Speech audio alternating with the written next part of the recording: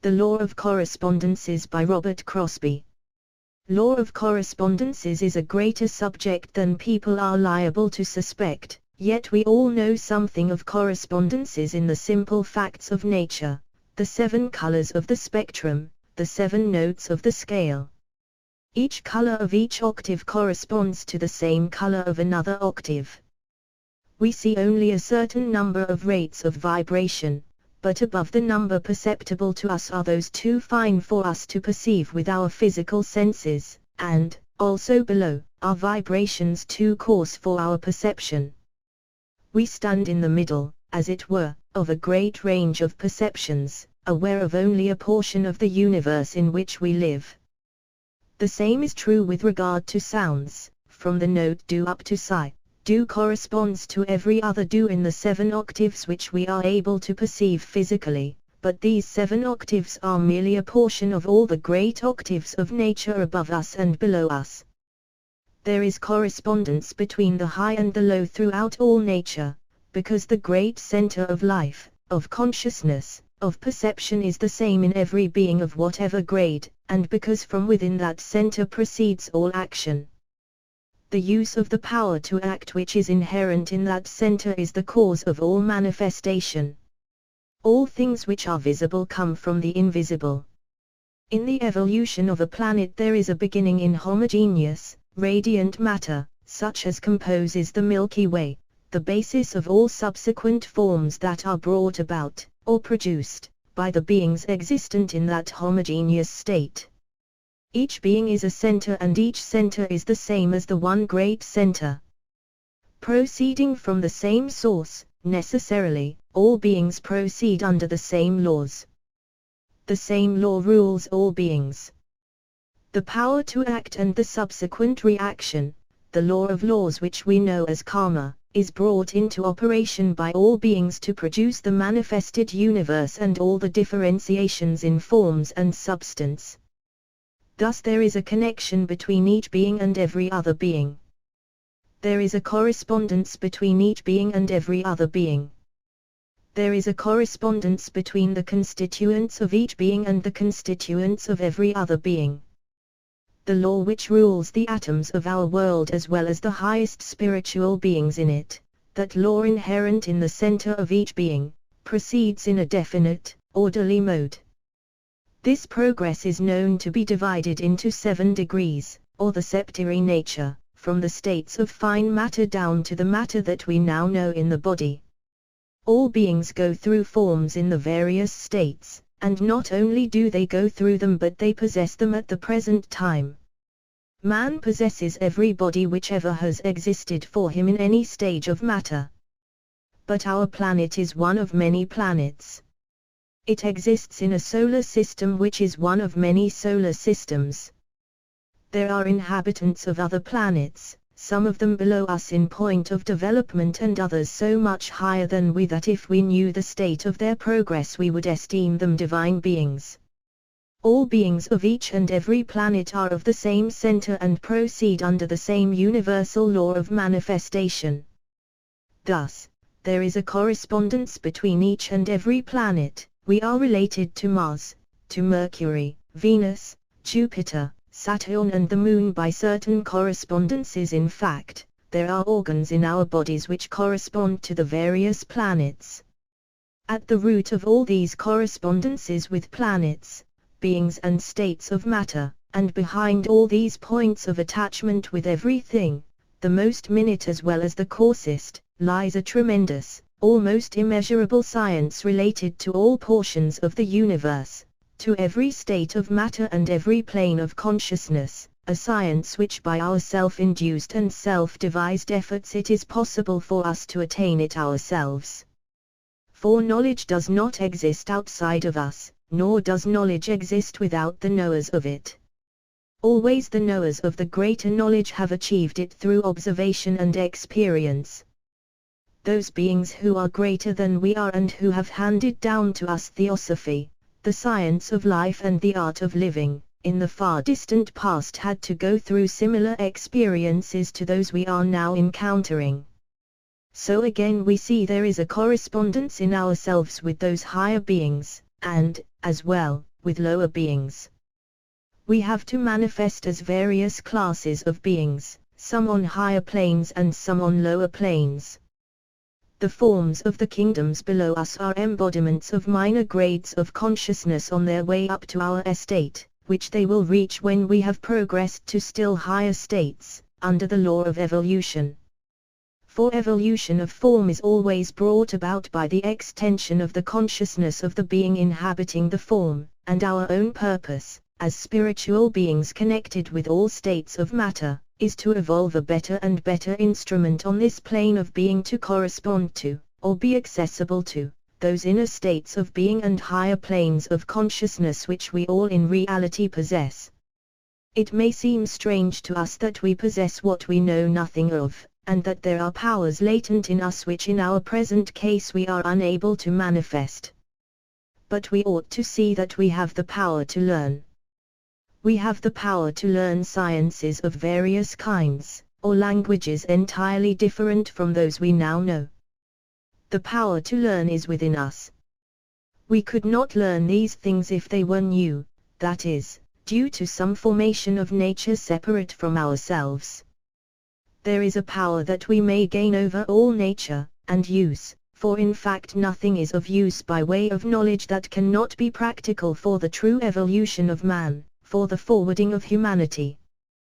There is a certain knowledge in the possession of some which relates to the occult sciences, to powers which we do not presently possess but which are latent in us, the reason for either latency or possession lying in the fact that this life is the reaping of what has gone on before.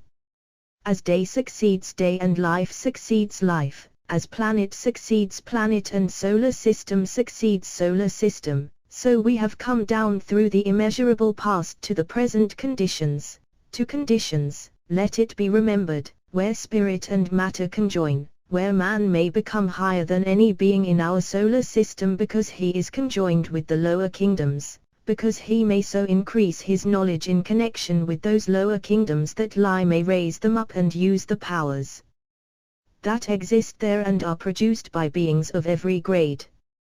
Let us remember, too, that even on this physical plane there are beings other than those we ordinarily see in mineral, vegetable, animal and human embodiments. There are invisible beings existing in what we call our air, in the ether, in electricity, in fire, for it is life everywhere in this universe, there is not a hand's breadth of vacant space anywhere. However minute, visible or invisible, the forms of life may be, they are centers of consciousness, beginnings of perception, the beginnings of individuality, ever increasing from form to form until the human form is reached, and then, on and on. For we as human beings are not the product of this earth. Our bodies are, but as spiritual beings we were present before this earth was formed. Once more we have come down through the stairway of the seven worlds from that primal state which is the very center of being, plus all that we had gained before in other worlds. We bring with us all that we have gained in similar states and planes of substance before, and go on with the world in each stage, just as we go on from day to day with our various occupations. Thus we may see that there is a continuity throughout the entire course of evolution. What we have to learn is that knowledge of it along the line of true correspondences will never be acquired by mere study, nor by information given us by any being or beings whatever. True knowledge has to be gained through an increasing perception of the universality of all law and the universal line of progress for every being of whatever grade. We have to think and practice altruism before the higher and more recondite powers of the universe can be placed in our possession for our use. The thought and the motive must be that which makes for the good of all beings. What has been given to us in the philosophy of Theosophy is for the purpose of arousing the attention of that center within us which can see, which can know and which can do, when it resumes its own nature and status. For there is a deep knowledge of all these things in the soul of every human being, and the soul knows what it needs. It can understand when the brain cannot understand, it can feel when the senses are not capable of transmitting feeling. This knowledge is open to every human being, but only when the mind that we now possess is in exact accord with the nature of the indwelling Spirit, shall we begin to see, from within outwards, all the lines of correspondence and relation that exist between us and all other beings.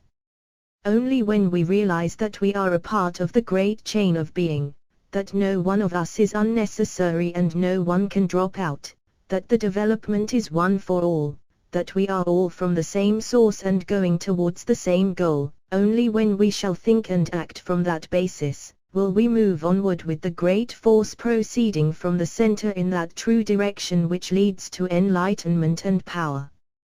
The law of correspondences constitutes a science which is perhaps beyond the idea of any one of us. Can we realize that all beings are forces and all forces proceed from beings? Can we realize that there are forces or beings in nature which can be moved without the lifting of a finger, just by the thought, just by the will of one who knows the law of correspondences?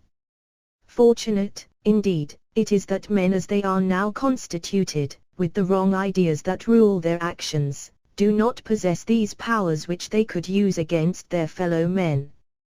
For is it not true that if we had them we would use them to blot out of existence many human beings who are running counter to our own ideas? And those beings are, just like ourselves, controlled by ideas foreign to the true progress of the whole and must meet the exact results of their wrong course of thought. Even without knowing it, perhaps, we may fight the battle of humanity merely by taking one idea of theosophy, one universal idea, towards the freedom of the soul, and holding to that help. But we have to go much farther than that, which is but one step on the way.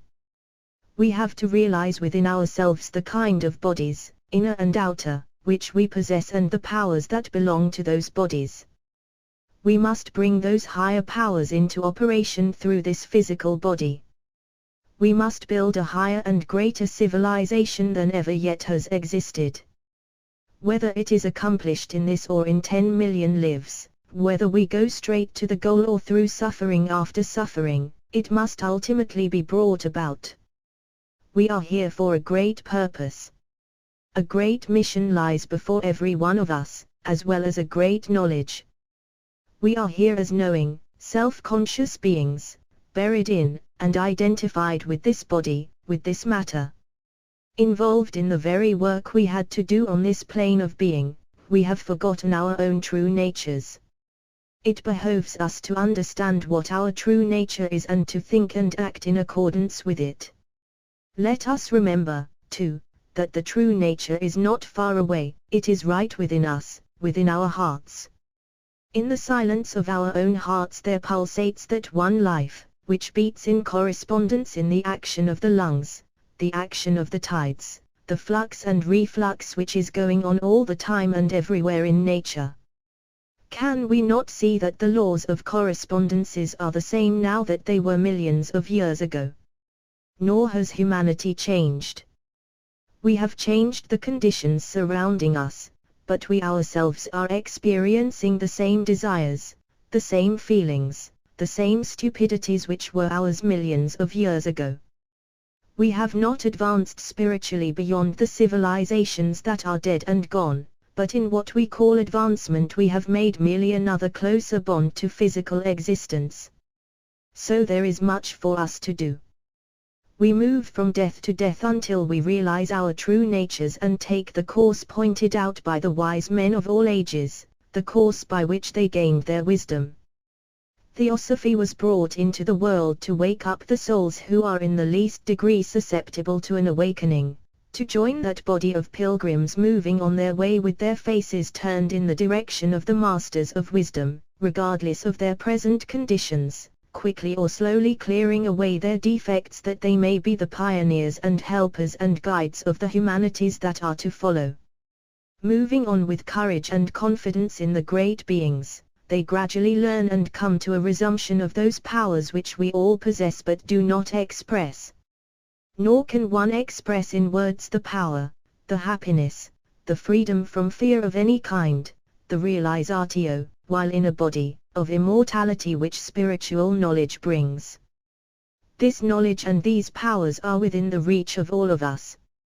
As the ancients said, the great self shines in all beings, but in all it does not shine forth.